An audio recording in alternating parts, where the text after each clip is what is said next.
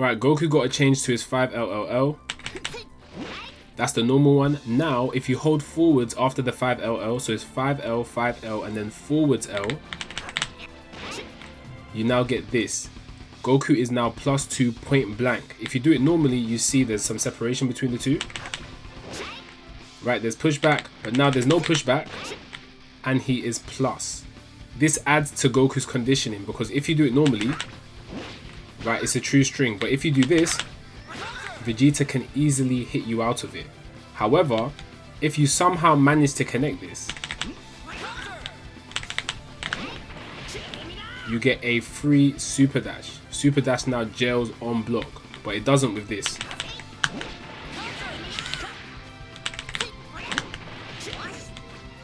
Goku's 2M now has reduced delay. It was, I think, -11 or -10 before. I'm not 100% sure, but it was minus. You couldn't block after it. You get punished. Now it's -5 point blank. Spaced out, you can get it to be, I think, 0 on block. Yeah, you can get it to be 0 on block spaced out. But now this means that he can't be punished when using this in the block string.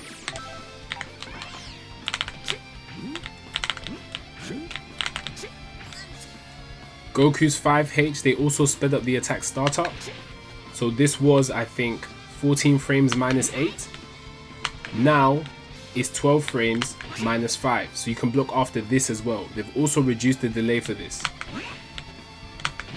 So now Goku, with the changes to his 2M and his 5H, he has different points in his block string pressure that he can just block again. So he can now stagger more safely, as he can block at any of these points. They've sped up the attack startup for 2S, so it's now 15 instead of 17. I think it was 17 before, so it's faster by 2 frames. And if the blast appears near the opponent, it will now appear in the opponent's position. So I feel like, depending on whether you're doing 1S, 2S, or 3S, from this distance, 3S hits Vegeta. 2S does not hit Vegeta. I think if we get a bit closer to Vegeta, 2S will now hit Vegeta. I think that's what it means. If the blast is nearer to the opponent, it will now appear in the position.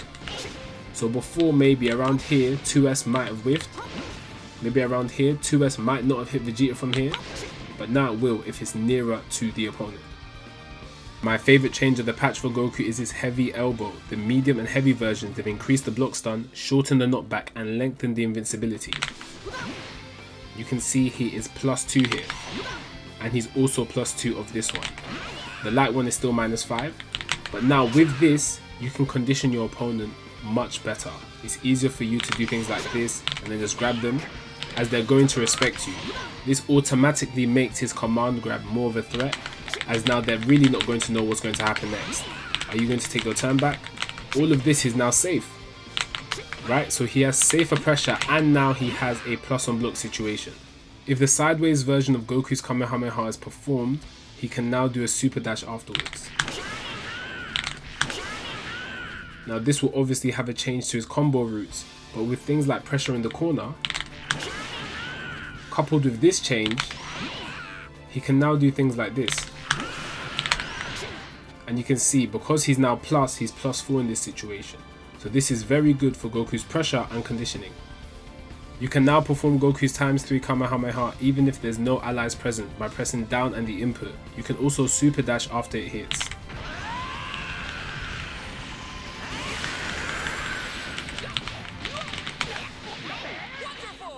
You can now also go from his ×3 Kaioken into the ×20 into the Super Spirit Bomb during limit break.